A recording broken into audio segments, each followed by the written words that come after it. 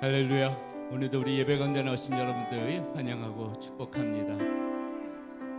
오늘 우리가 이 예배 드리는 한 시간 하나님 앞에 전심으로 마음 다 쏟아놓고 주님만 생각하면서 주님 앞에 온 마음을 다 드리는 그런 마음으로 하나님 앞에 예배 드림으로 나왔으면 좋겠습니다. 우리 시간 모두 함께 자리에 일어나셔서 우리 하나님 앞에 찬송과 영광을 올려드리며 예배를 시작하도록 하겠습니다.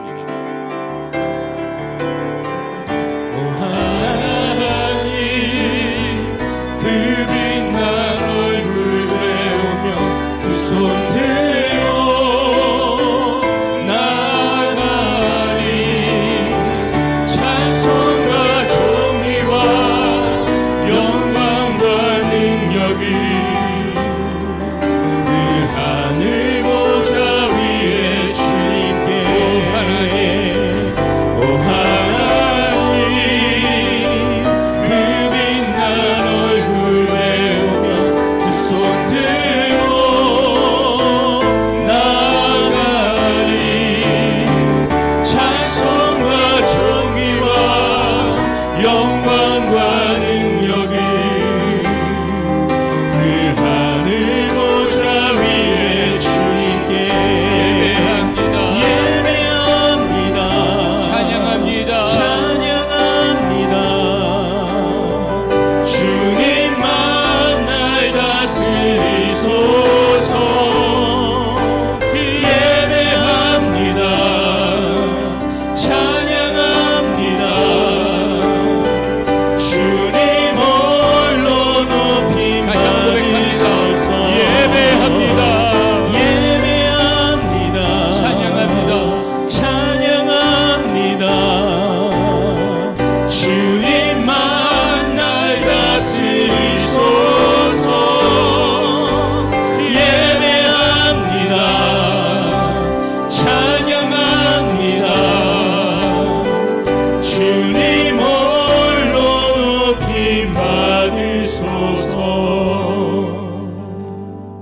우리가 하나님과 함께 일하는 자로서 너희를 권하노니 하나님의 은혜를 헛되이 받지 말라. 이르시되 내가 은혜 베풀 때에 너에게 듣고 구원의 날에 너를 도왔다 하셨으니 보라 지금은 은혜 받을 만한 때요 보라 지금은 구원의 날이로다. 살아계신 아버지 하나님, 오늘도 우리 가운데 역사하시고 우리의 삶을 주관하여 주시며 오늘도 우리 가운데 은혜로 함께 하신 하나님 앞에 찬송과 영광을 올려드립니다. 우리의 예배를 하나님 기뻐 받아 주시옵소서. 우리 주 예수 그리스도의 이름으로 감사하며 기도드렸습니다. 할렐루야. 우리 함께 계속해서 찬양하실 때에 우리의 구원자 되시고 우리의 소망 되신 주님을 힘차게 찬양하시면서 예배로 나가도록 하겠습니다.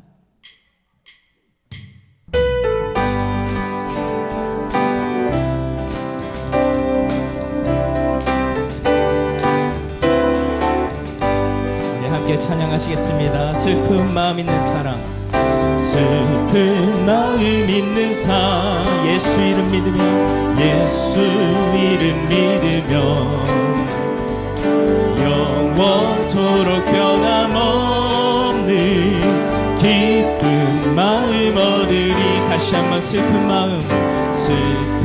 마음 있는 사람 예수 이름 믿으며 영원토록 변함없는 기쁜 마음 얻으리.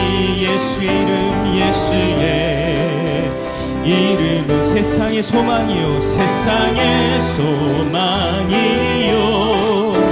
예수의 이름은 천국의 기쁨이세. 아멘. 거룩하신 주의 이름, 거룩하신 주의 이름 너의 방패 삼아라. 환난 시험 당할 때에 주께 기도 드려라. 예수의 이름은 세상의 소망이요. 예수의 이름은 천국의 기쁨이세. 존귀하신 주의 이름, 존귀하신 주의 이름 우리 기쁨 되도다. 우리 기쁨 내도다.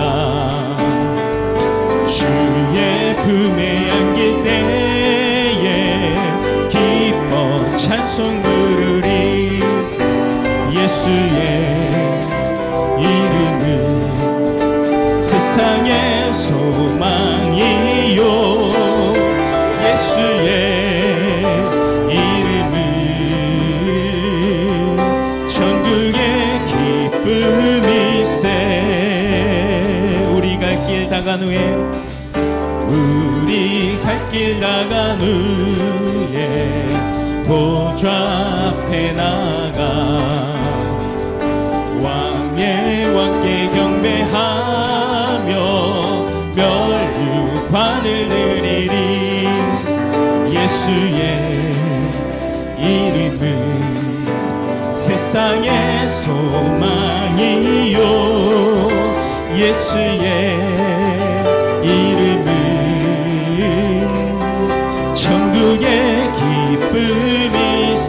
예수의 이름은 예수의 이름은 세상의 소망이요. 예수의 이름은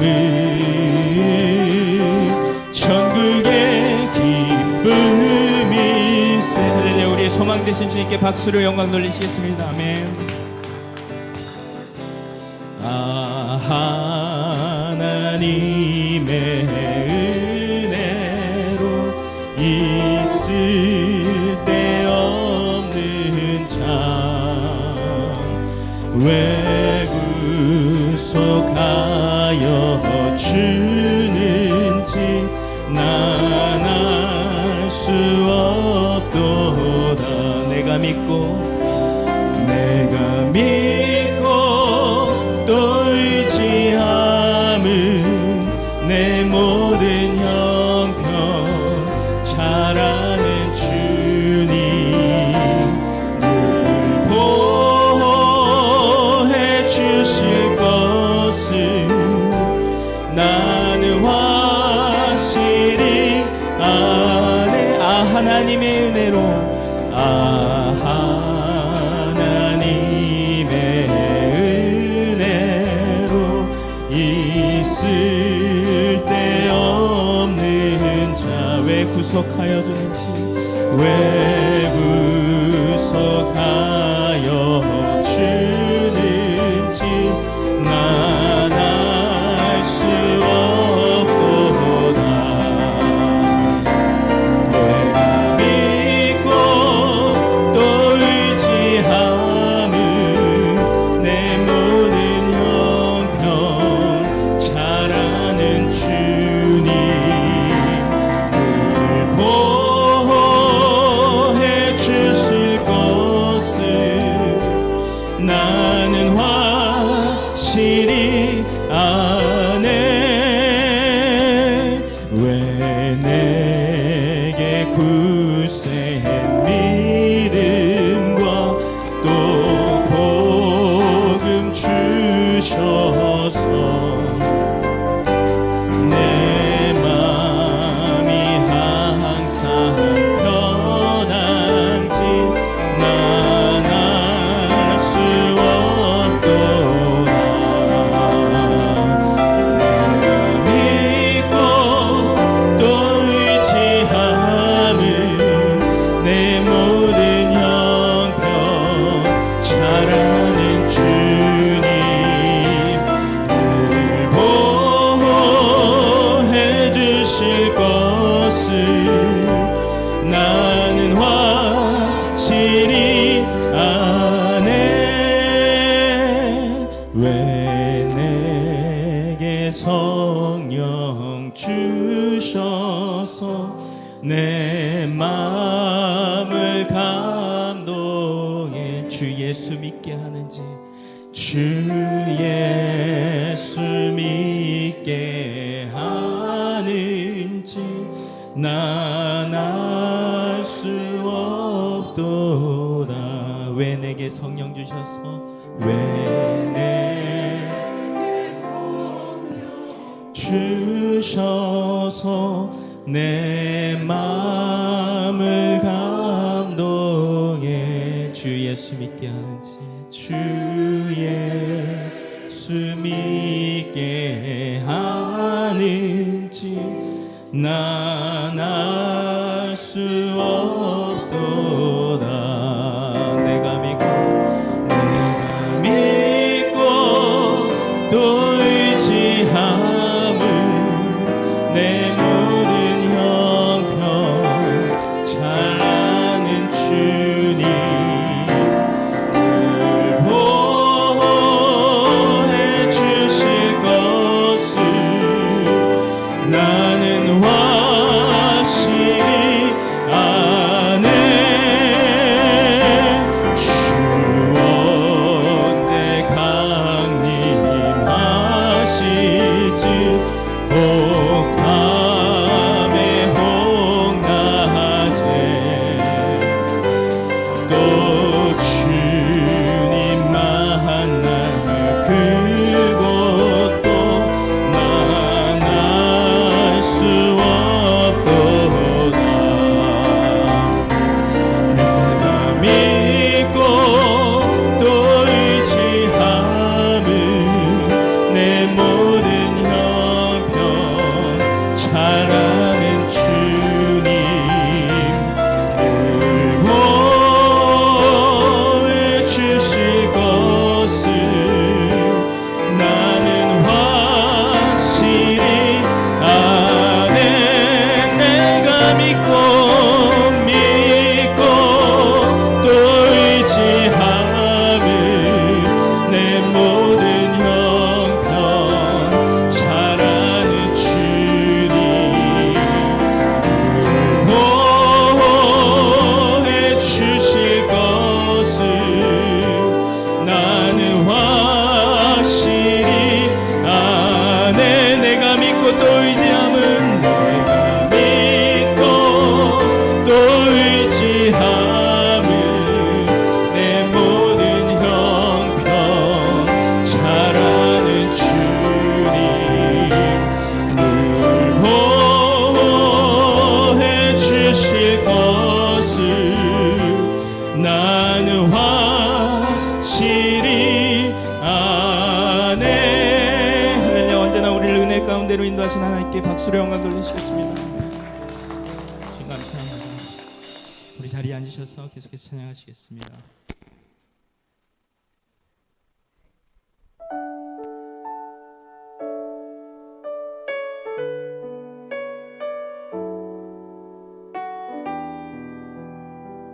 우리가 지금까지 살아온 것도 하나님의 은혜고 우리가 지금 이 자리에서 하나님께 예배드릴 수 있는 것도 하나님의 은혜임을 믿습니다.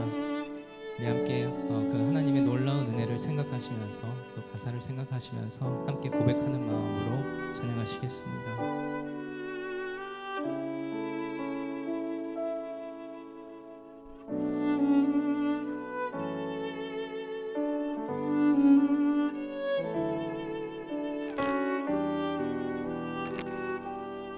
함께 고백하시겠습니다. 오직 주의 은혜로,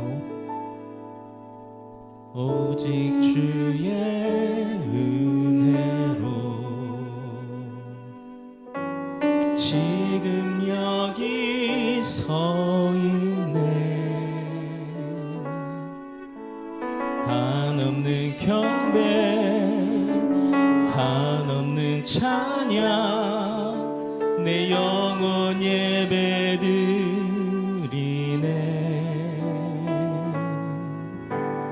나를 위해 이 땅에 오신 주의 그네, 십자가 고통 이기신 주님, 그 은혜 어찌 잊으리. 주네 날 채우시네, 주네 보게 하시네.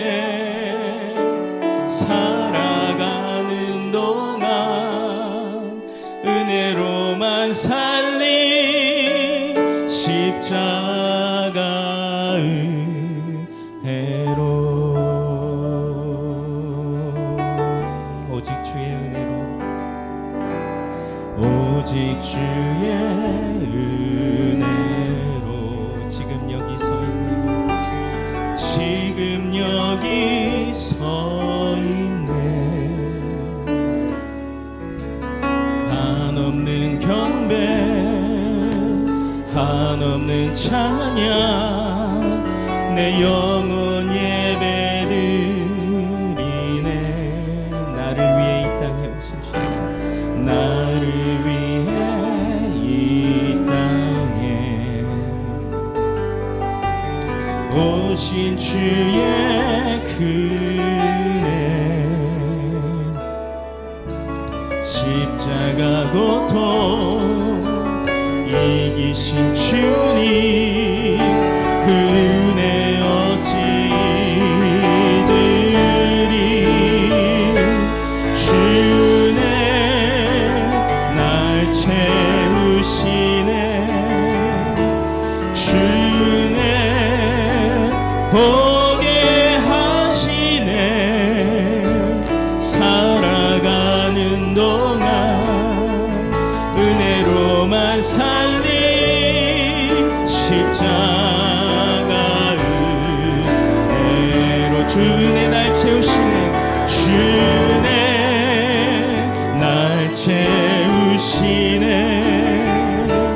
주네 보게 하시네 살아가는 동안 은혜로만 살리 십자가 은혜 우리 다시 한번 고백하겠습니다 주네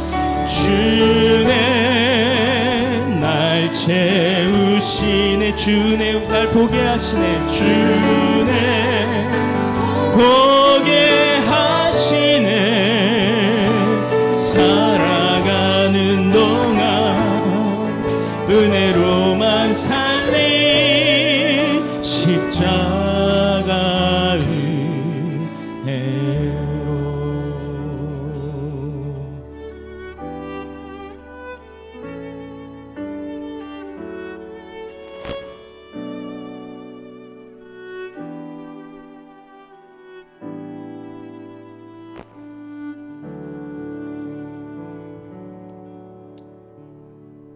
은혜로 은혜 아니면 살아갈 수가 없네 호흡마저도 다 주의 것이니 세상 평안과 위로 내게 없어도 예수 오직 예수뿐이네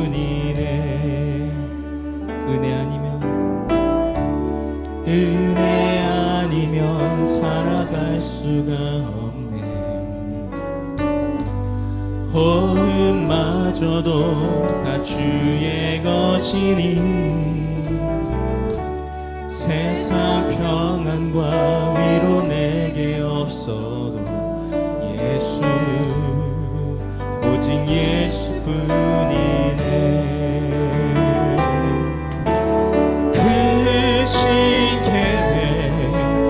볼 수도 없고 작은 것 안에 지쳐도 주께 묻기 나의 모든 삶 버티고 견디게 하시네 은혜 아니면 살아갈 수가 없네 나의 모든 것 다 주께 맡기니 참된 평안과 위로 내게 주신 주 예수 오직 예수뿐이네 은혜 아니면 살아갈 수가 없네 호흡마저도 다 주의 것이니 세상 평안과 위로 내게 없어도 예수 오직 예수뿐이네. 크신 계획 가볼 수 크신 계획 가볼 수도 없고 작은 것 안에 지쳐도 주께 묶인 나의 모든 삶 버티고 견디게 하시네. 은혜 아니면 살아갈 수가 없네. 나의 모든 것 다 주께 맡기니 참된 평안과 위로 내게 주신 주 예수 오직 예수뿐이네. 은혜 아니면 살아갈 수가 없네. 나의 모든 것 다 주께 맡기니 참된 평안과 위로 내게 주신 주 예수 오직 예수뿐이네. 은혜 아니면 살아갈 수가 없네. 은혜 아니면 살아갈 수가 없네.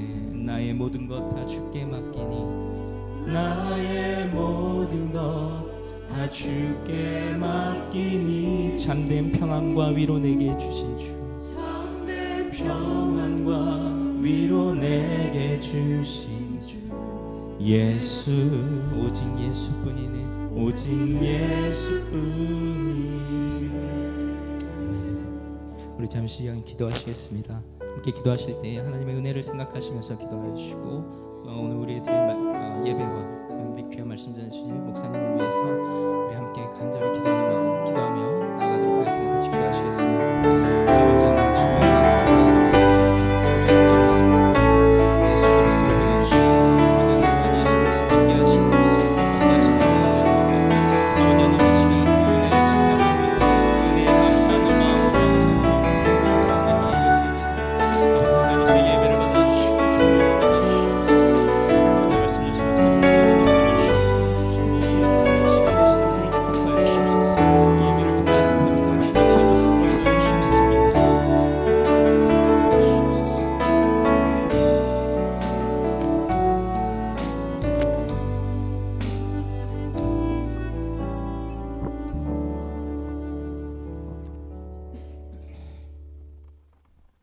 사랑과 은혜가 충만하신 하나님 아버지,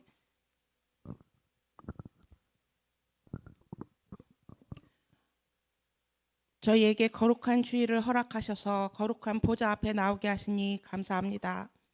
죄 많은 우리를 그리스도의 은혜의 제사함으로 인해서 주님 전에 나옵사오나 주님의 영광을 드러내기보다는 자신의 욕심을 내세웠고 말씀대로 살기보다는 우리의 보잘것없는 생각대로 살아온 죄를 고백하오니 주께서 불쌍히 여겨주시고 깨끗이 씻어 용서하여 주시옵소서. 주님, 지금 세계는 경제적인 어려움과 기근과 전쟁으로 인해서 많은 고통 가운데 있습니다. 천지를 주관하시고 우리의 고통을 아시는 주님, 우리를 위로하시고 사망의 올무에서 벗어나 새 힘을 얻어 다시 일어날 수 있게 하시옵소서. 주님, 이곳 휴스턴에 세미양교회를 세워주셨사오니 성령의 역사가 늘 강하게 역사하시는 교회가 되게 하시고 부르짖는 기도마다 응답받는 축복의 현장 되게 하시옵소서. 주님, 주님의 도우심 아래 날로 부흥되는 교회가 되게 하시고 영혼 구원의 사명 또한 잘 감당할 수 있는 교회가 되게 하여 주시옵소서. 이 시간 목사님 단위에 세우신 목사님 위에 영육간의 강건함과 성령의 두루마기를 입히시며 말씀이 선포될 때 어둠의 영이 물러가고 육신의 고통이 있는 자는 깨끗함을 받으며 가난한 심령의 기쁨을 고통받는 심령의 자유함을 얻는 예배가 되게 하여 주시옵소서.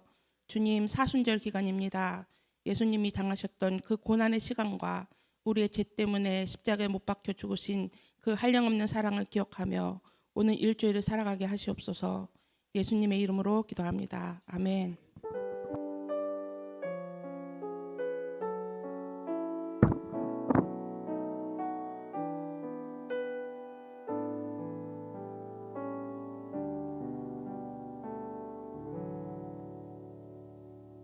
할렐루야. 우리 앞 옆사람 바라보면서 인사 한번 나누도록 하겠습니다. 네, 반갑습니다. 예, 잘 오셨습니다. 주보 보시면서 우리 교회 소식 함께 보도록 하겠습니다. 오늘 우리 예배 후에 각 마을 목장, 각 마을 모임 있습니다. 본당과 그리고 친교실에서 1시에 있고요. 그리고 그것이 끝나고 난 뒤에 오후 3시에 우리 목양협의회에 있다는 거 말씀드립니다. 오늘 10시부터 또 우리가 성경 공부 계속 새가족 모임, 새가족 성경 공부 과정 가졌는데요. 예, 많은 분들이 함께 참여하십니다. 더욱더 우리가 교회가 하나님 앞에서 더욱더 성장하고 부흥해 나갈 수 있는 그런 교회가 되어질 수 있도록 여러분 계속해서 함께 기도해 주시면 감사하겠습니다. 주보 보시게 되면 우리 중보기도 제목 필요하신 분들이 많이 계십니다. 많은 환우분들이 계시고 우리 선교사님 또 이번 주 우리 수술 받으셨는데 너무 수술이 잘 되어져서 감사하고요.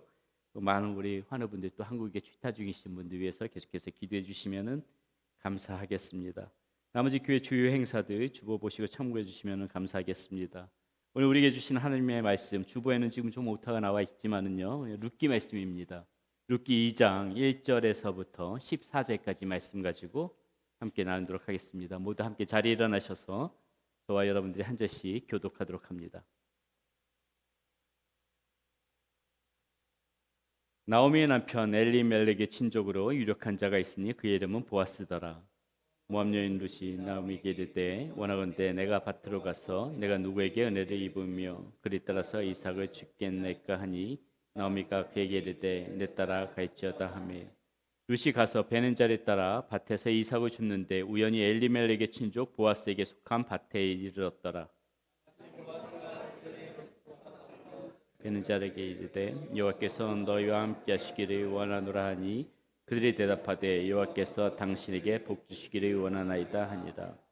보아스가 베는 자들의 거느린 사원에게 이르되 이는 누구의 소녀냐 하니 베는 자들의 거느린 사원이 대답하여 이르되 이는 나오미와 함께 모압 지방에서 돌아온 모압 소년인데 그의 말이 나로 베는 자를 따라 단 사이에서 이삭을 줍게 하소서 하였고 아침부터 와서는 잠시 집에서 쉰 외에 지금까지 계속하는 중이니이다.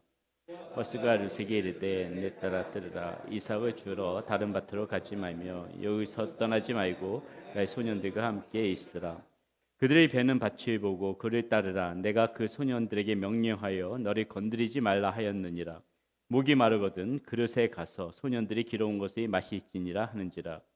룻이 엎드려 얼굴에 땅이 대고 절하며 그에게 이르되 나는 이방 여인이거늘 당신이 어찌하여 내게 은혜를 베푸시며 나를 돌보시나이까 하니 보아스가 그에게 대답하여 이르되 네 남편이 죽은 후로 내가 시어머니에게 행한 모든 것과 내 부모와 고국을 떠나 전에 알지 못하던 백성에게로 온 일이 내게 분명히 알려졌느니라. 주께서 내가 행한 일에 보답하시기를 원하며 이스라엘의 하나님 여호와께서 그의 나에게 아래에 보호를 받으러 온 내게 온전한 상 주시기를 원하노라 하는지라. 룻이 이르되 내 주여 내가 당신께 은혜 입기를 원하나이다. 나는 당신의 하녀 중에 하나와도 같지 못하오나 당신이 이 하녀를 위로하시고 마음을 기쁘게 하는 말씀을 하셨나이다 하니라. 식사할 때 보아스가 룻에게 이르되 이리로 와서 떡을 먹으며 초에 찍으라 하므로 룻이 곡식 빼는 자 곁에 앉으니 그가 볶은 곡식을 주매 룻이 배불리 먹고 남았더라. 아멘. 예, 자리에 앉으시겠습니다. 기도합니다.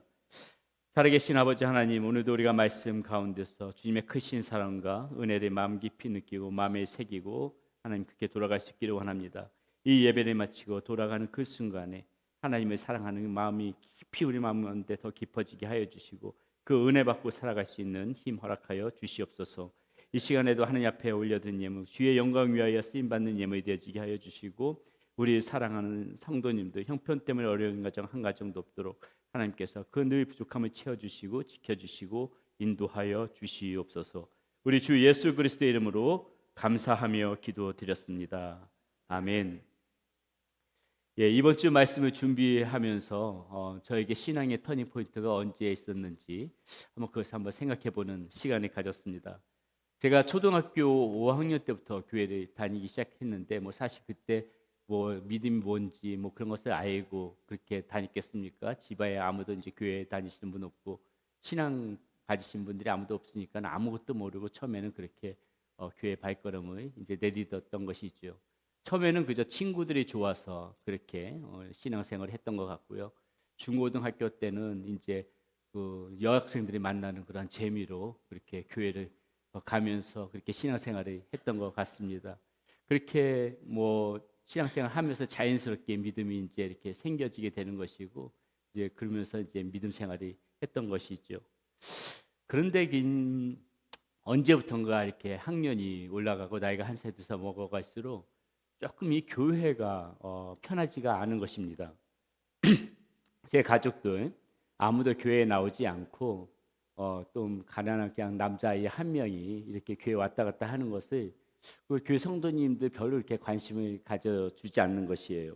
뭐 박대까지는 아니지만은 그냥 오고 가도 누구 한 명 그렇게 크게 신경 써주고 관심을 가져주는 분들이 없더라는 것이죠.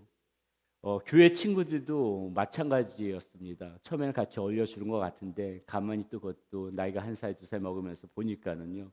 그들은 또 그들만의 세계가 있더라고요. 그냥 장로님의 아들, 권사님, 집사님의 딸들은 뭔가 교회 내에서도 그 학생들 내에서도 주류를 이루고 있는 것 같고요. 저같이 이렇게 홀로 나오는 사람들 뭐 그런데 몇몇 친구들은 마치 외지인처럼 같이 똑같이 예배드리고 뭐 그렇다 특별히 그 친구들이 멀리하는 것도 아닌데 왠지 눈치 봐가면서 그냥 주변만 이렇게 어슬렁거리는 듯한 그 느낌을 지울 수가 없는 것입니다. 하여튼가 뭐 그렇게도 뭐 그래도 교회는 나가야 될 것 같아서 뭐 나가긴 했지만은 열심은 점차적으로 사라지더라고요. 그저 형식적으로 나가다가 안 나가다가 그랬던 것 같습니다. 그다음에 제가 고등학교 1학년 때쯤으로 한번 생각되어집니다. 한두 달 정도 교회를 어떻게 하다 그냥 안 나갔어요. 근데 아마 그때가 아마 5월 5일인가 무슨 쉬는 날이요. 5월 그 쉬는 날이었던 것으로 기억을 하는데 그러니까 저같이 그렇게 조금 비주류 쪽에 속했던 친구 중에 한 명이 야, 우리 교회 전도사님, 학생부 전도사님이 새로 오시고 또 오늘 쉬는 날이어서 학교도 쉬는 날이고 그래서 애들이 이제 뭐 음식도 교회에서 해 먹고 같이 이렇게 파티한다더라. 같이 가자 이렇게 이야기를 하는 거예요. 뭐 그동안 교회 안 나간 것이 좀 찜찜하기도 하고 또 뭐 전도사님이 새로 오셨다고 하니까는 궁금하기도 하고 그래서 그래 좋다 뭐 가보자 하고 갔습니다. 교회 마당에 들어섰는데 역시나 별로 뭐 이렇게 친구들이라고 해서 반가워하는 것 같지도 않고요. 뭐 자기들끼리 뭐 떡볶이를 만드네, 뭐 오뎅을 만드네, 그러면서 희덕거리고 이렇게 막 놀고 있는데 얼마나 꼴 보기가 싫던지요. 예, 그걸 보면서 계속해서 예. 또 그렇다고 그 옆에 계신 그 뿔테 달린 안경 두껍게 안경 쓰셨던 분을 기억하는데 그 전사님도 새로 오신 것 같은 분이신데 뭐 그분이라도 좀 반갑게 좀 맞아주면 좋은데 별로 또 그렇게 해주지도 않는 것 같아요.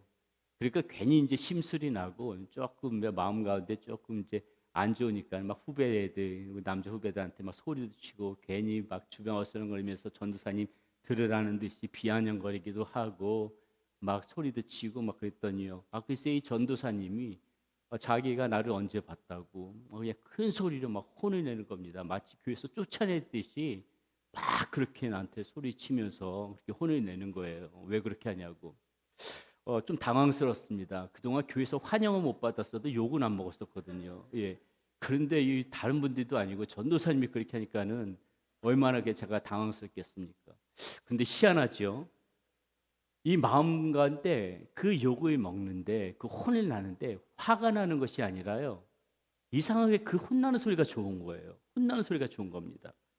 처음으로 교회에서 저의 존재감 같은 것이 좀 느껴졌다고나 할까요? 굉장히 마음에 그 욕을 먹는데 뭔가 마음이 묵혀져 있던 그런 앙금 같은 것들이 씻는 이렇게 내려가는 느낌이랄까? 좀 복잡한 마음이지만 하여튼 좋았습니다. 그 후로 오라는 사람은 없어도 빠지지 않고 그렇게 교회를 열심히 나갔던 것 같습니다. 아마도 그렇게 사역지한테 목회자한테 욕먹고 교회 열심히 나온 사람들 그렇게 많지 않을 겁니다. 아마 드물 거라고 생각이 되어지는데 제가 그런 케이스 중에 한 명이었다는 것이죠. 자, 그렇게 해서 교회에 나가면은요. 그 전도사님 재밌죠. 자기가 그렇게 혼내고 욕할 때는 언제고 이렇게 교회 나갔다니까 자기가 언제 그랬냐는 듯이 그다음부터 막 반갑게 저를 맞아주고 막 이렇게 저렇게 말을 걸어주는 것입니다. 그분이 경상도 분이셨는데 그 경상도 그 특유의 사투리로 막 밥은 잘 챙겨 먹고 다니는지 뭐 어려운 건 없는 건지 뭐 없는지 막 말이 걸어주기 시작하는 거예요. 뭐 조금 제가 풀이 죽어 있으면 머스마 자식이 왜 그렇게 어깨에 힘이 없냐고 와서 농담도 하고 어깨도 툭 쳐주면서 어깨 동무도 해주고 그랬던 사람이 없었는데 막 그렇게 해주는 겁니다. 제가 좀 얼굴 표정이 좀 안 좋으면은 자기가 나보다 더 걱정거리는 표정으로 나를 바라보면서 너 괜찮은 거냐고 그렇게 이야기를 해줍니다. 제가 잘 부르지도 못하는데 뭐 노래 한 소절 어떻게 우연히 불렀어요. 그랬더니 나는 내가 세상에 태어나서 이렇게 잘 부르는 노래 처음 들어봤다면서 얼마나 오버를 하던지 어린 마음에도 저분 왜 저러나 싶을 정도로 오버를 하는데 또 그것도 싫지 않아요. 그분이 뭐 저 노래 잘 부른다고 우리 그때 학생 예배가 9시인가 8시 반이니까 이런 시각이 있는데 무조건 특송하면 나와서 노래 예배제 특송 시키는 겁니다 저한테. 그러니까 그 아침부터 소리가 음이 납니까? 막 지금 삑살이라고 그랬죠 소위 그 전문 용어로 이탈이 되면서 막 그 이상한 소리로 노래를 하면은 아이들은 막 예배 드리다가 킥킥거리고 웃지요. 근데도 우리 전도사님 해맑은 표정으로 나를 쳐다보면서 박수 쳐주고 네가 세상에서 노래 제일 잘한다. 하나님 크게 영광 받으셨을 거다. 그렇게 이야기를 하더란 것이죠. 아마 그때부터였던 것 같습니다. 하나님은 사랑이시구나. 하나님은 사랑이시구나. 그리스도인들은 저렇게 사랑하는 사람이 되어져야 하는 것인가 보구나. 아마 그때 제가 그것을 처음으로 느끼고 이제 그것이 하나님의 사랑인 줄 알고 여태까지 신앙생활을 해왔던 것 같습니다. 여러분 저는 그래서 오늘 이 자리에 앉아 계신 우리 여러분들에게도 말씀을 드립니다. 제가 2부 예배 때도 우리 성도님들에게 말씀을 드렸지만은 우리 가운데는 이 모습 저 모습으로 아마 교회에 나오신 분들이 계실 것입니다. 뭐 표정은 다 그렇지 않으시지만은 내 속마음 가운데에 뭔가 이렇게 구멍이 뚫린 것 같고 빈 마음이고 이게 좀 헛헛한 마음이 가지고 교회 나오시는 분도 얼마든지 계시죠. 아마 우리 성도님들 중에서도 그런 분들이 계실지 모르겠는데 혹이라도 이 자리에 그런 분들이 계시다면은 여러분 당분간 아무것도 하지 않아도 돼요. 교회에서 아무것도 하지 않아도 되니까는 그저 여러분 최선을 다해서 그냥 섬김만 받으세요. 섬김을 받으시고 누군가로부터의 그 사랑을 받으십시오. 우리 사역자분들도 여러 가지 부족하고 연약하지만은 충분하지는 않겠지만 열심히 섬기겠습니다. 충분히 섬김 받고요. 충분히 사랑 받으세요. 뭐 자꾸 내가 많이 하지 않으셔도 됩니다. 그렇게 섬김을 좀 많이 받으시고 어려워할 것도 없고 미안해할 것도 없고 그 사랑을 충분히 받는 게 중요하다는 것이죠. 그리고 여러분들의 그 마음이 채워지고 또 채워질 때까지 그렇게 열심히 받으시란 말입니다. 그리고 어느 정도 그것이 좀 채워지고 조금 이제 내가 상태가 좀 괜찮아졌다, 내 마음이 조금 괜찮아졌다 싶으시면은요, 여러분 너무 많은 것도 하려고 하지 마시고 그런 분들이 보시게 되면 꼭 여러분 같으신 분들 또 있을 겁니다. 그런 분들이 눈에 보이거든요. 그런 분들 찾아가서 그 한 분만 섬겨주세요. 그 한 분만 사랑해 주십시오. 저는 그것이 교회라고 생각합니다. 저는 교회의 모습이 그래져야 된다고 생각을 합니다. 그렇게 우리가 함께 그런 모습으로 예배드리는 것이 저는 그것이 참된 공동체의 모습이라고 생각을 합니다. 그리고 우리는 그것을 가리켜서 은혜라고 이야기하기도 하죠. 오늘 본문은 이런 은혜의 통로가 되어져서 한 인생을 일으킨 그런 사람이 나옵니다. 그 사람이 지금 오늘 우리가 읽었던 보아스라는 사람이죠. 이 보아스라는 사람을 먼저 이해하기 위해서는 먼저 이 나옴이라는 여자와 룻이라는 여자를 먼저 좀 우리가 알 필요가 있습니다. 둘의 관계는 시어머니와 며느리지요. 고향 땅 베들레헴을 떠나서 모압 땅에서 살아가던 이 나옴이라는 여자가 그 땅에서 살아가면서 그 남편과 아들 둘을 모두 다 잃습니다. 그리고 이제 빈털터리가 되어져서 이제 이 홀로 된 나오미가 또 홀로 된 그 며느리 룻을 데리고 다시 고향인 베들레헴으로 돌아와서 벌어지는 일들이 바로 오늘 우리가 읽었던 이 룻기의 내용들이죠. 자, 이런 나오미와 룻의 사이에 새로운 한 사람이 등장하는데 그 사람이 보아스라는 사람이라는 것입니다. 오늘 본문 1절은 보아스를 이렇게 설명하고 있습니다. 나오미의 남편 엘리멜렉의 친족으로 유력한 자가 있으니 그의 이름은 보아스더라. 이렇게 이야기하고 있어요. 자, 이 말씀을 통하여서 우리는 보아스가 나오미의 남편 엘리멜렉의 친족이라는 것과 그가 유력한 자라는 사실을 알 수가 있습니다. 자, 여기서 유력한 자라는 말의 의미는요, 어떤 그 사람의 어떤 경제적인 그러한 능력뿐만이 아니라 그 지역 가운데 어떤 지위가 있고 또 힘이 있다는 것을 의미합니다. 자, 이랬던 이런 보아스가 이 사람이 은혜의 통로가 되어져서 지금 이 이방 여인이었던 룻을 살리고요. 그리고 말씀해 보니까 결국은 그의 남편이 되어져서 우리가 잘 알고 있는 다윗의 할아버지인 이 오벳을 낳는 것으로 이 룻기의 말씀이 마무리되어지고 있습니다. 그렇게 보아스와 룻은 훗날 예수님의 육신의 조상이 되는 그러한 은혜를 입게 된다는 것이죠. 그래서 우리는 오늘 우리가 이 보아스를 보면서 그가 어떻게 이렇게 은혜의 삶을 살아갈 수 있었는지를 한번 생각해 보는 시간을 갖기를 원합니다. 은혜의 통로로 쓰임 받은 보아스에게 도대체 어떤 인생이 있었을까요? 첫 번째, 보아스는 자신이 먼저 이 은혜 받은 삶을 잊지 않고 살아가던 사람이었다는 것을 우리는 알 수가 있습니다. 자, 보아스가 이렇게 은혜의 통로가 되어지는 삶을 살아갈 수 있었던 이유는 자신 역시 은혜를 받은 자라는 그 사실을 잊지 않고 살아갔던 데에 있습니다. 자, 보아스가 누구였는지를 먼저 한번 우리가 생각해 볼 필요가 있어요.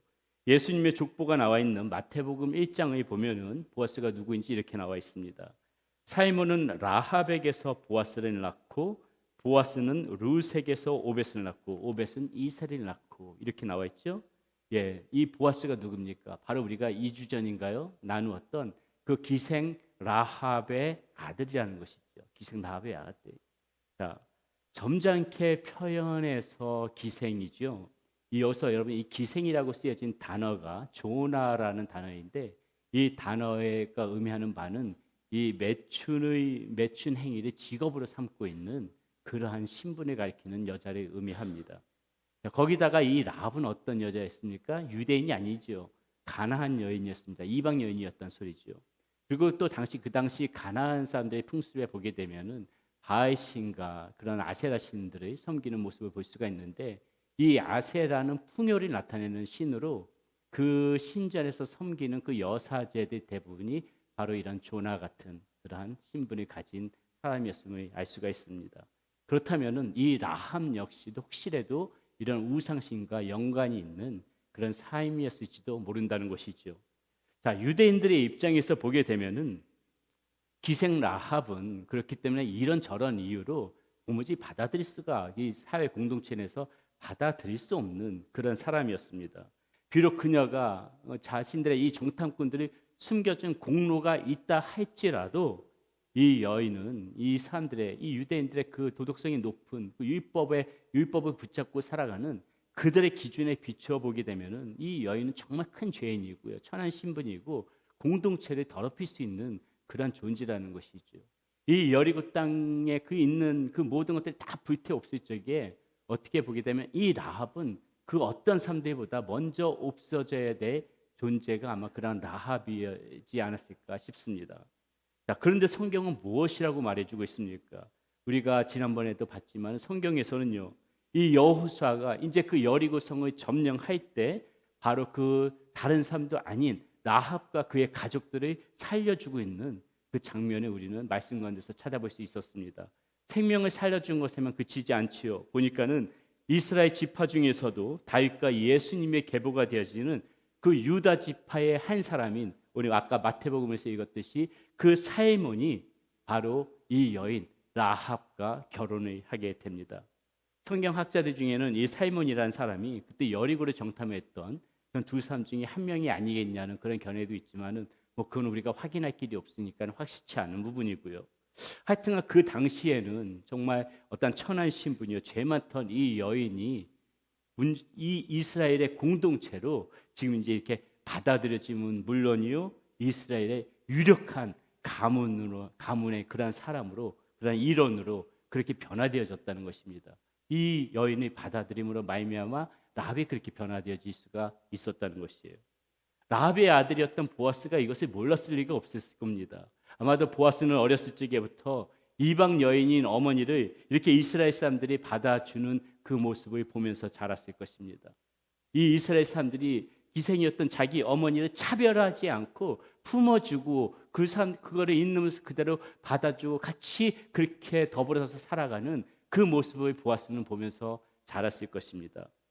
무엇이에요? 보아스는 어렸을 때부터 은혜가 무엇인지를 눈으로 보면서 자라왔다는 것이에요. 아, 이게 은혜라는 거구나. 이게 은혜라는 거구나. 이것을 직접적으로 어렸을 때부터 눈으로 보면서 그렇게 자라왔다는 것이죠. 그러므로 자신이 지금 오늘날 이 이스라엘의 그러한 그 특별히 그 유다 가문의 일원이 되어지고 또 이스라엘 민족의 유력한 자가 되어질 수 있었던 것은 보아스는 뭐라고 생각했겠어요? 아, 오늘 내가 이런 위치에 있었던 것은 나의 능력이 아니구나. 나의 능력이 아니라 이것은 다 은혜의 산물이구나. 누군가가 우리 집을 이렇게 처음부터 용납해주고 그런 데서 비롯되어진 누군가가 베풀어준 이 은혜의 산물 때문에 내가 오늘 이렇게 이 자리에 있을 수 있었던 거구나. 보아스가 그렇게 생각하지 않았겠습니까? 그래서 우리는 이 보아스가 룻에게 은혜를 베풀기 전에 보아스 자신이 먼저 은혜 입은 사람이었다는 것을 우리는 오늘 말씀 가운데 놓쳐서는 안 된다는 것이죠. 여러분, 우리는 이 룻기 말씀을 보게 되면 보통은요, 이 보아스가 룻에게 베풀어진 그 많은 은혜들이 있지 않습니까? 거기에 초점을 맞출 때가 있습니다. 그러나 우리가 이 말씀을 통해서 보면서 그 보아스가 룻에게 은혜를 베풀기 전에 그 자신이 먼저 은혜를 입은 자라는 것을 우리는 이 말씀 가운데서 꼭 눈여겨서 봐야 된다는 것이죠. 자, 여기서 우리는 무엇을 생각해 볼 수 있을까?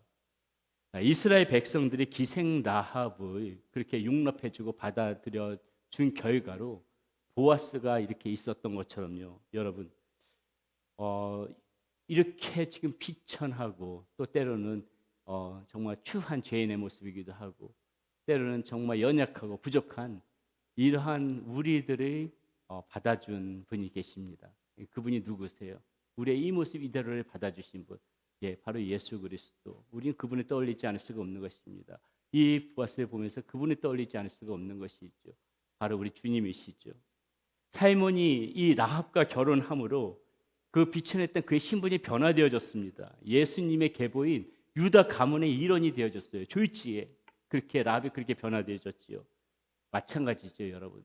하나님께서도 우리들에게 예수 그리스도를 보내주시고 우리가 정말 무엇이간데 우리가 우리에게 예수 그리스도를 보내주시고 우리가 그 예수 그리스도를 믿게 하심으로 여러분, 우리는 모두 다 죽을 수밖에 없는 그런 죄인의 신분이었는데 어떻게 변화되어졌어요? 어떻게 변화되었습니까? 하나님의 자녀로 변화되어졌어요. 이것이 얼마나 이 놀라운 그런 은혜입니까? 우리가 보게 되면 우리가 라합보다 낫다고 말씀할 수가 있습니까? 여러분, 우리가 겉의 모습으로만 이렇게 좀 멀쩡하게 살아간다고 해서 과연 라합보다 나을까요? 저와 여러분들은 다 압니다. 우리의 속사람을 들여다보고 파고 들어가다 보면은 우리 안에 또 얼마나 많이 부패한 것들이 있는지, 얼마나 정말 추하고 더러운 모습들이 있는지, 얼마나 수많은 그러한 죄의 모습들이 있는지, 우리는 하나도 라합보다 더 나은 것이 없는데, 그런데 하나님께서는 이런 우리의 모습을 보시면서도 우리에게 이러한 은혜를 주시더라는 것이죠. 이렇게 부족한 우리들을 하나님의 자녀로 변화시켜 주실 수 있는 그러한 은혜를 베풀어 주시더라는 것이죠. 오늘 보아스에게 이렇게 아름다운 그러한 보아스 인생이 있어서 보아스가 이렇게 아름다운 인생을 살아갈 수 있었던 것은 보아스 자신이 그러한 은혜 입은 자라는 사실을 항상 기억하고 살아갔기 때문에 보아스가 오늘 이런 모습을 룻에게 보이고 있다는 것입니다. 여러분, 오늘 우리가 이 세상을 살아가면서 여러분 하나님의 모든 그 하나님의 아름다운 자녀처럼 그렇게 살아가고 싶으시죠? 저와 여러분들 다 동일한 마음일 것입니다. 저와 여러분들 다 좀 제대로 신앙생활 좀 해보고 싶다 이런 마음 다 가지고 계실 거예요. 나 이제 정말 그만 이제 좀 방황의 종지부를 좀 찍고 좀 이제 다시 한번 정말 하나님의 풍성하신 은혜 가운데 정말 은혜의 마음을 가지고 좀 잘 신앙생활 하고 싶다 이런 마음 아마 저와 여러분들 다 누구에게나 있을 거라고 생각합니다. 여러분, 그렇다면은 우리가 그런 마음이 있다면은 우리가 먼저 해야 될 것이 있어요. 무엇인가? 우리의 인생 가운데 그동안 수없이 베풀어 주셨던 그 하나님을 좀 떠올리시란 말입니다. 그 하나님의 은혜를 기억해 보자는 것이에요. 우리의 그 하나님께서 베풀어 주셨던 그 은혜의 순간들이 그 내 생각과 마음을 좀 수시로 계속해서 훑어내려갈 수 있도록 우리가 자꾸 그 주님을 생각하면서 살아간다면은 아마 우리는 어떤 이 영적인 방황의 종집을 찍고 지금보다는 좀 더 나은 그러한 하나님의 자녀로 살아갈 수 있지 않을까 싶습니다. 이 자리에 여러분들이 지금 앉아 계시다는 것은요, 이미도 여러분들께서는 사실상 하나님께서는 여러분들에게 수많은 은혜를 주셨다는 것의 반증입니다. 크고 작은 것들에 대해서 하나님께서 베풀어 주신 은혜의 흔적들이 여러분들에게 다 있어요. 우리는 그것이 단지 우연이라고 생각할지 그 모르는 우연이라고 생각하고 넘어갔던 일들이 시간이 지나서 돌이켜 보게 되면은 그 가운데 그것이 은혜였다는 것을 뒤늦게 깨달을 때가 얼마나 많이 있습니까?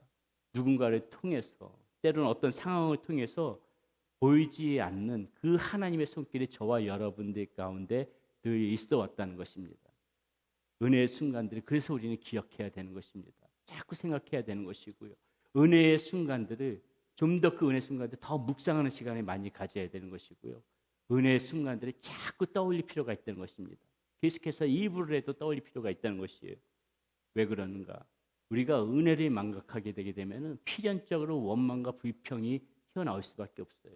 은혜를 망각하면은 우리가 어떻게 됩니까? 자꾸 조금만 일해도 쉽게 절망과 좌절에 그렇게 빠져들 때가 있다는 것입니다. 은혜를 망각하면은 삶에 소망이 없어 보일 때가 있어요. 삶에 희망이 없어 보일 때가 있습니다.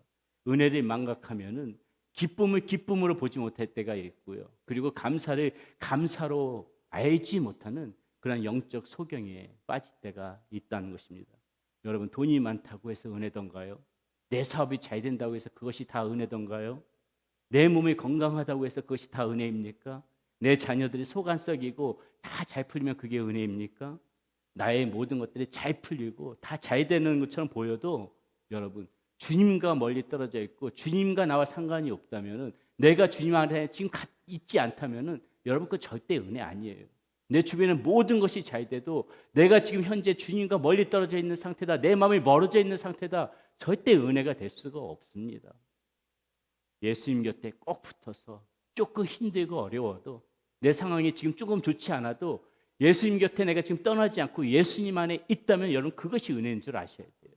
그것이 우리에게 그 큰 은혜인 것입니다. 그래서 예수님께서 뭐라 그러세요? 요한복음 15장 5절에서 우리에게 이렇게 지금 말씀해 주고 계시는 겁니다. 나는 포도나무여 너희는 가지라. 그가 내 안에 내가 그 안에 거하면 사람이 열매를 많이 맺나니 나를 떠나서는 너희가 아무것도 할 수 없습니다.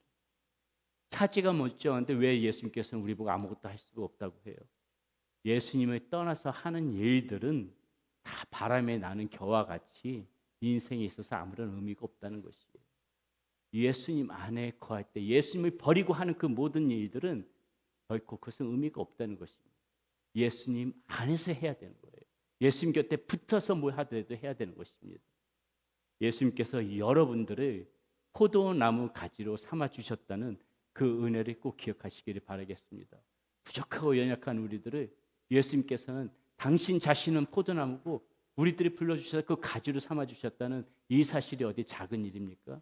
지금 여기 앉아 계신 여러분들 한 명 한 명이 다 예수님의 가지인데 여러분, 이 사실이 정말 작은 일이냐고요. 내가 무엇이간데 예수님께서 나를 가지로 삼아주신단 말입니까?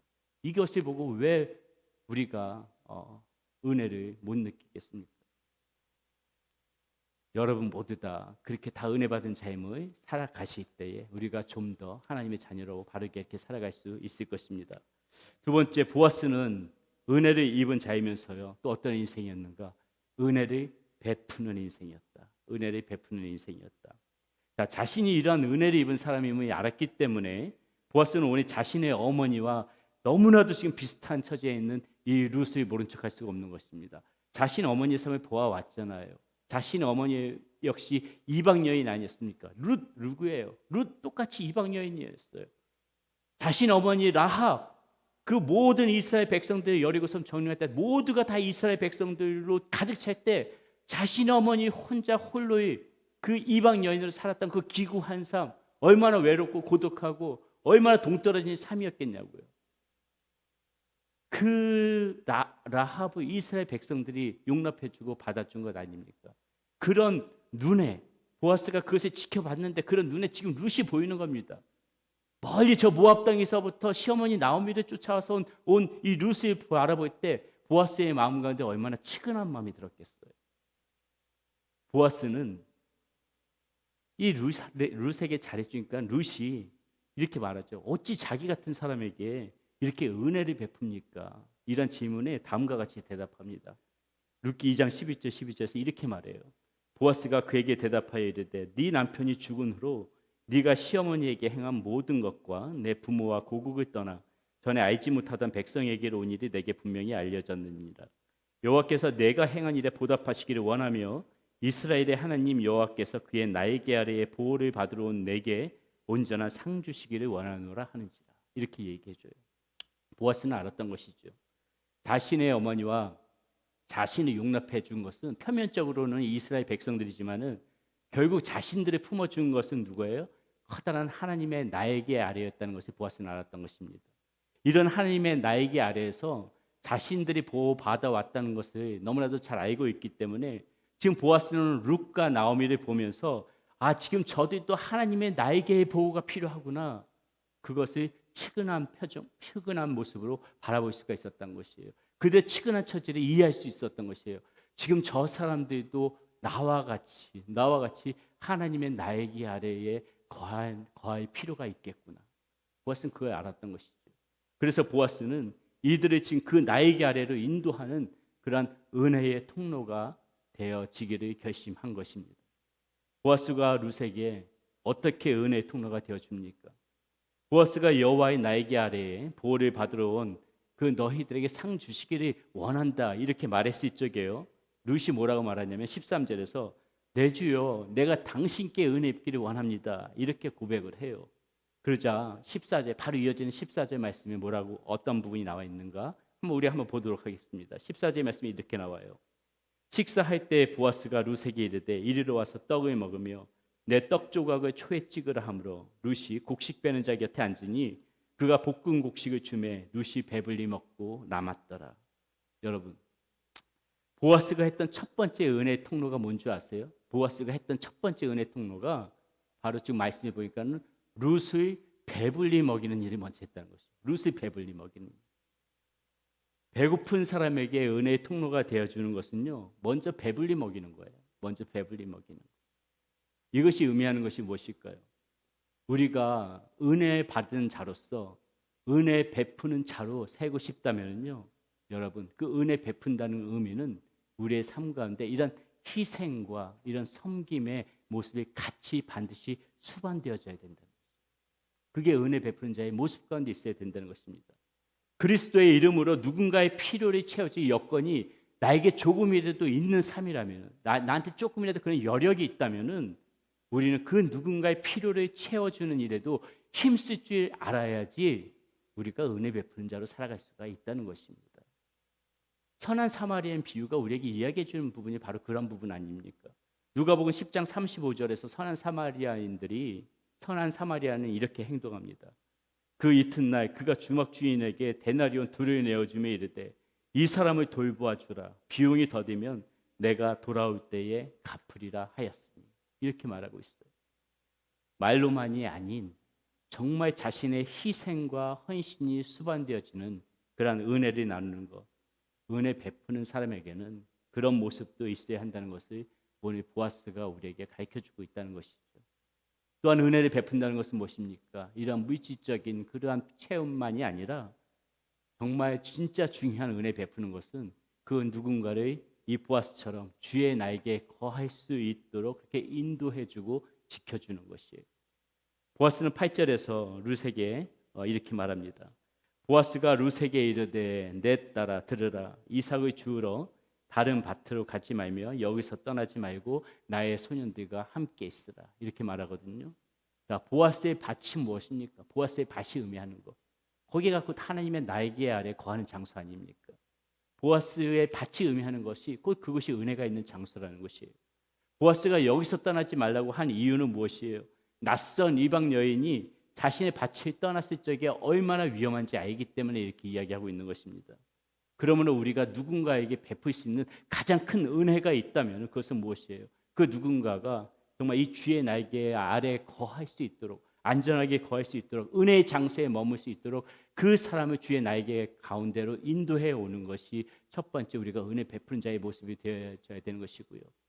그리고 은혜 아래 거하는 사람들이 그 은혜 밖에 벗어나지 않도록 그 거룩한 그 장소, 그 안전한 장소를 벗어나서 이 세상 가운데서 방황하지 않도록 우리가 더 관심을 가져주고 지켜주고 보호해주지 않은 역할을 할 줄 아는 사람, 그런 사람이 은혜 받은 사람으로서 은혜 베푸는 자로서의 역할을 하는 사람이라는 것입니다.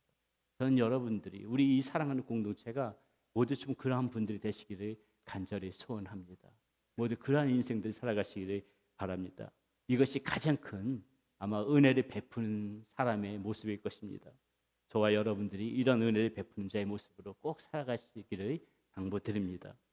여러분, 오늘 우리는 이렇게 보아스의 인생을 한번 살펴봤습니다. 우리는 그 보아스의 인생 가운데 깃든 이 하나님의 은혜를 절대로 놓쳐서는 안 될 것입니다. 왜 우리가 은혜의 통로의 사람으로 살아가야 한다고요? 우리가 은혜 받은 사람이기 때문에 그렇죠. 그리고 여러분, 은혜는요, 이 은혜 받은 것을 기억하는 사람이 베풀게 되어 있습니다. 은혜를 내가 받았던 그런 것에 아는 사람만이 은혜도 베풀 줄 아는 것이에요.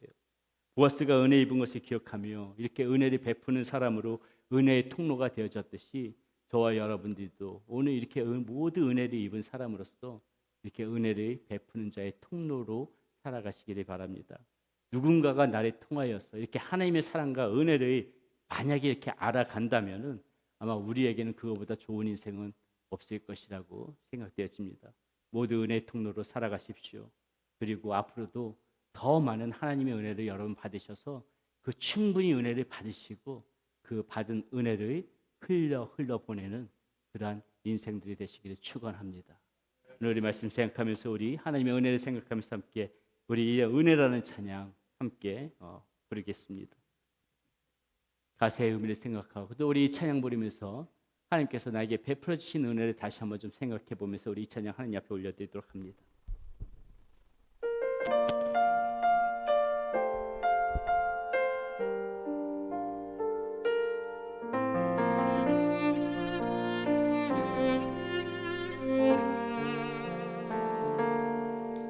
내가 누려왔던 모든 것들이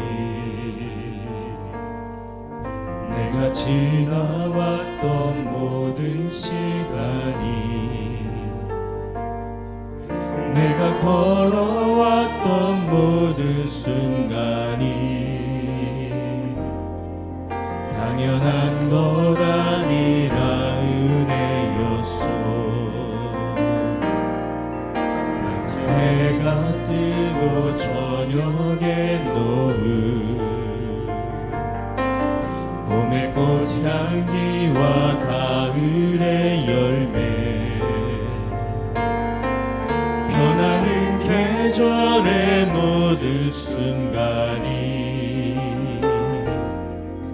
당연한 것 아니라 은혜였소. 모든 것이 은혜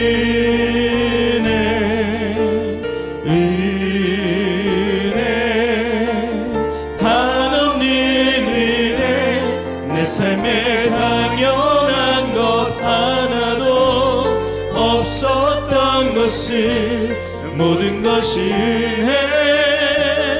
은혜였소.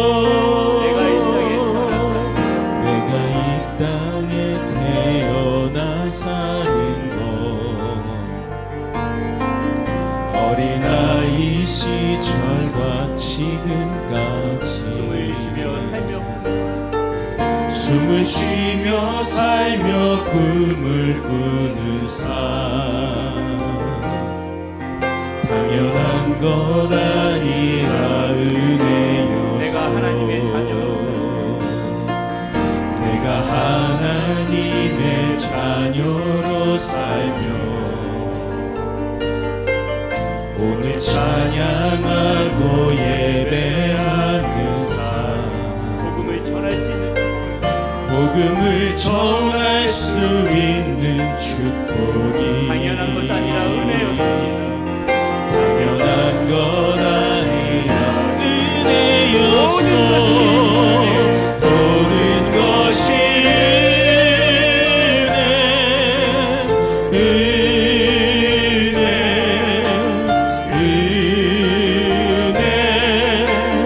한없는 은혜.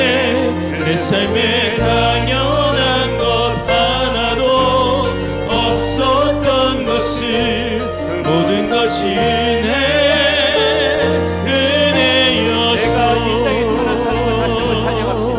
내가 이 땅에 태어나 사는 어린아이 시절과 지금까지 어린아이 시절과 지금까지 숨을 쉬며 살며 꿈을 꾸는 삶, 숨을 쉬며 살며 꿈을 꾸는 당연한 것 아니라 은혜였습니다. 당연한 것 아니라 은혜였소. 내가 하나님의 자녀로 살며 내가 하나님의 자녀로 오늘 살며 찬양하고 예배하는 삶, 오늘 찬양하고 예배하는 복음을 전할 수 삶, 있는 축복이 복음을 전할 수 있는 축복이 당연한 것 아니라 은혜였소. 당연한 것 우리 자리를 아니라 하셔서 은혜였소. 모든 것이 은혜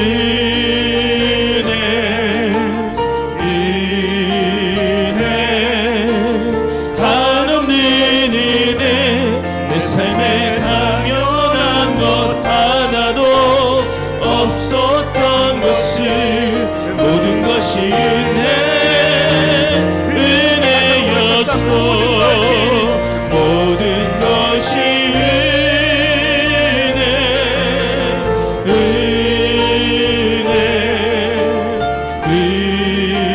은혜 한없는 은혜. 내 삶에 당연한 것 하나도 없었던 것을 모든 것이 은혜였소. 사랑하는 여러분, 우리의 삶 가운데 우연처럼 벌어졌던 일들이 할지라도 돌이켜보면 그 모든 것들이 은혜가 다 하나님의 은혜가 있었음을 우리는 알 수가 있습니다. 오늘 여러분들이 이 자리에 있기까지 어떤 분들은 큰 어려움 없이 평탄하게 걸으신 분들도 계실 테고요, 또 어떤 분들은 굽이굽이 돌아가면서 어려운 가운데서 헤쳐나가면서 역경을 헤쳐나가면서 오신 분들도 계실 것입니다. 내가 어떤 삶을 살아왔던 그 모든 과정 그 발걸음의 족적마다 다 하나님의 은혜가 있었음을 우리가 조금만 생각해 보면 다 알 수가 있습니다. 그 은혜를 자꾸 우리가 잊어버리고 살아가니까는 우리가 오늘도 힘들다고 이야기하는 거 아니겠습니까? 하나님의 은혜는 이전에도 있어왔고 지금도 있고 앞으로도 여러분들 가운데 계속해서 있을 것입니다. 그 은혜를 붙잡고 기억하면서 살아가는 여러분들이 되시기를 바라겠습니다. 은혜를 입은 자면 은혜를 베푸는 자로, 여러분이 은혜를 많이 받았으면 더 많이 나누는 자로 그렇게 살아가서 또 누군가 여러분들처럼 지쳐있는 그 영혼을 세우는 사람, 그렇게 은혜 베푸는 자로 살아가시기를 바라겠습니다. 우리 이 시간에 크게 기도하지 않으셔도 좋습니다. 하나님께서 여러분 가운데 베푸신 은혜를 생각하면서 주님, 다시 한번 제가 하나님의 은혜의 사람으로 살아가겠습니다. 그런 결단하는 마음으로 이 시간 함께 기도하겠습니다. 기도합니다. 아버지,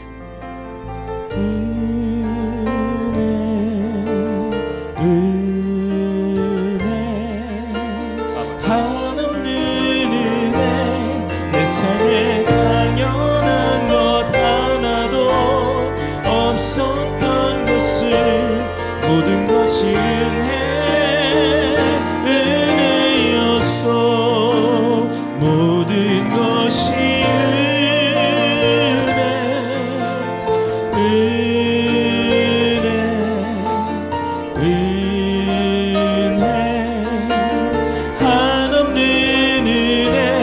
내 삶에 당연한 것 하나도 없었던 모든 것이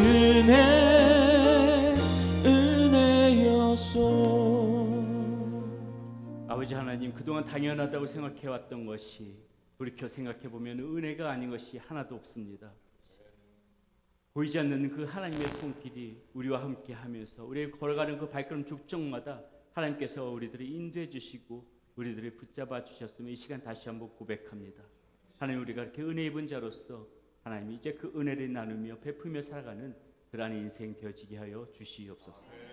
이제는 우리 주 예수 그리스도의 은혜와 우리 하나님의 크신 사랑과 성령님의 위로하심과 감동하심과 역사하심이 이제 내가 은혜 받은 자임을 알고 이제 은혜를 베풀며 살아가기를 소원하는 우리 사랑하는 성도님들의 머리 위에와 가정 가운데 우리들 자녀들 가운데 또 우리 선교사님들 가운데 함께하여 주시기를 우리 주 예수 그리스도의 이름을 받들어 간절히 축원하옵나이다. 아멘. 모든 것이 은혜